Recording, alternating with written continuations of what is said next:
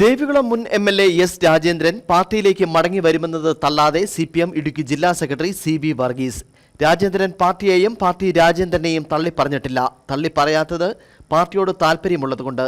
Membership പുതുക്കുന്ന കാര്യം രാജേന്ദ്രനോട് സംസാരിച്ചിട്ടുണ്ട്.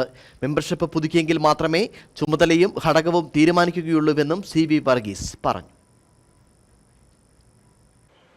രാജേന്ദ്രൻ പാർട്ടിക്കകത്ത് പ്രവർത്തിച്ചു ഒരു പാർട്ടി സഖാവ് ചെയ്യേണ്ട അച്ചടക്കരാഹിത്യമുണ്ടായാൽ ഈ പാർട്ടി സ്വീകരിക്കുന്ന ഭരണഘടനാപരമായി നിലപാട് സ്വീകരിച്ചു അന്വേഷണ കമ്മീഷൻ വെച്ചു. ആ കമ്മീഷൻ റിപ്പോർട്ട് അടിസ്ഥാനത്തിൽ രാജേന്ദ്രന് ഒരു വർഷക്കാലത്തെ പാർട്ടിയിൽ നിന്ന് മെമ്പർഷിപ്പ് സസ്പെൻഡ് ചെയ്തു. ആ രാജേന്ദ്രൻ ഇനിയും പാർട്ടി മെമ്പർഷിപ്പ് പുതുക്കുക എന്നുള്ളത് രാജേന്ദ്രൻ്റെ ജോലിയാണ്.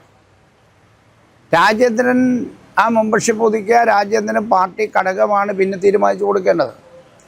മെമ്പർഷിപ്പിലില്ലാത്ത ഒരാൾക്ക് ഘടകം തീരുമാനിക്കുകയോ ചുമതല നിശ്ചയിക്കപ്പെടുന്ന പ്രത്യേക ഒരു സാഹചര്യമില്ല. പിന്നെ രാജേന്ദ്രനെ സംബന്ധിച്ച് രാജേന്ദ്രൻ പാർട്ടിയെ തള്ളിപ്പറഞ്ഞിട്ടില്ല, പാർട്ടി രാജേന്ദ്രനെ തള്ളിപ്പറയേണ്ട സാഹചര്യം വന്നിട്ടില്ല. രാജേന്ദ്രൻ്റെ പേര് നടപടി സ്വീകരിച്ചു. പാർട്ടി നടപടി നിൽക്കുന്ന ഒരു സഖാവിൻ്റെ പ്രവർത്തനം സംബന്ധിച്ചതുണ്ട്. അയാൾ പാർട്ടി മെമ്പർഷിപ്പ് പുതുക്കേണ്ട ആ സഖാവിന് ബാധ്യതയാണ്. ഞാനവിടെ സംസാരിച്ചിട്ടുണ്ട്.